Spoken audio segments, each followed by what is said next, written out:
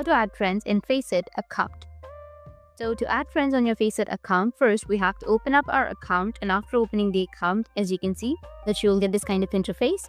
You may already get the option to add friends, but if you don't find any kind of interface on your home screen, you can just simply go with the right side and then you can click on social and you will have the friends option right here. It says that I don't have any friends yet, so to add friends, you need to search for a friend. For that, you need to go with find friends, which will be in the top, and you'll get this kind of interface.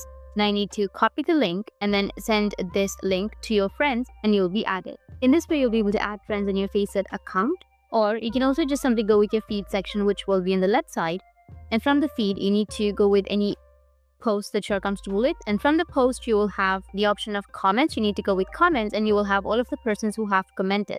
Now, if you want to add friends, you need to go and select the account that you would like to add as a friend. And then on the left side, you will have add friend option.